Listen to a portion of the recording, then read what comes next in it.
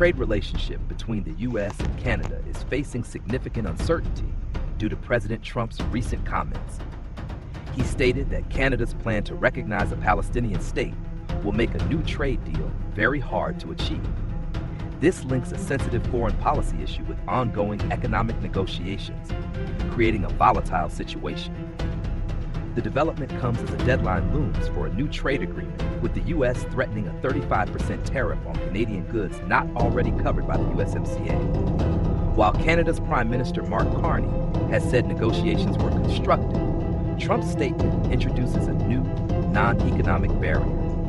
This move is seen as a way for the U.S. to use trade as leverage to influence Canada's foreign policy.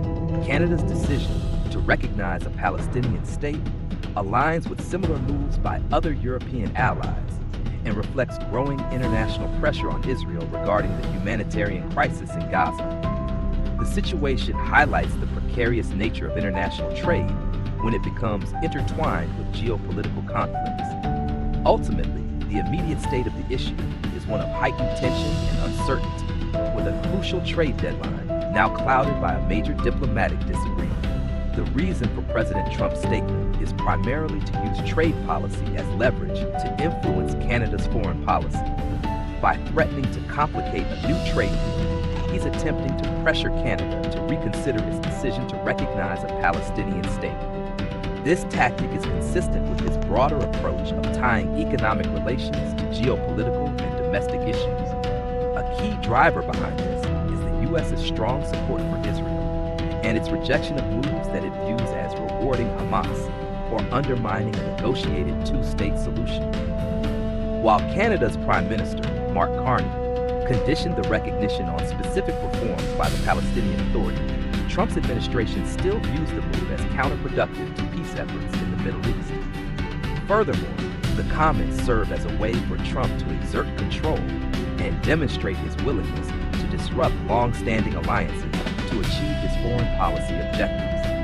This public pressure puts Canada in a difficult position, as it must balance its own diplomatic stance with the risk of facing significant economic tariffs from its largest trading partner. The immediate consequence of Trump's comments is a heightened economic uncertainty for Canadian businesses. While some goods are protected under the USMCA, the threat of a 35% tariff on other products could significantly disrupt supply chains and increase costs. This makes it difficult for companies to plan and invest, as they don't know what trade rules will be in effect in the near future. The Canadian government is in a difficult position, needing to respond to a diplomatic crisis while facing the risk of economic harm. Politically, the consequence is a further straining of the U.S.-Canada relationship. By linking a foreign policy decision with trade, Trump's move undermines the principle of separate, rules-based trade agreements. It creates an environment where trade is no longer just about economics, but also about political alignment. This approach could set a dangerous precedent, forcing allies to choose between their own foreign policy stances and maintaining a stable trade relationship with the U.S. It also empowers domestic political opponents in both countries who can now use the issue for their own gain. Canada's Prime Minister Mark Carney must now navigate this diplomatic tightrope, responding to a domestic and international audience while trying to avoid a trade war with Canada's most important trading partner. Resolving the trade dispute between the U.S. and Canada requires a multi-pronged approach that separates trade from foreign policy. A primary solution is for both countries to adhere strictly to the established dispute settlement mechanisms within the United States-Mexico-Canada Agreement, or USMCA. This system was designed to address disagreements over trade issues, such as tariffs and regulations, without the need for political threats or retaliation. By utilizing these channels, both nations can work toward a legal and predictable resolution, rather than having trade become a tool for unrelated geopolitical pressure. Another solution involves Canada's strategic approach to its own foreign policy and trade diversification. While Canada has the right to determine its own diplomatic stance, its government must be prepared for the potential economic consequences.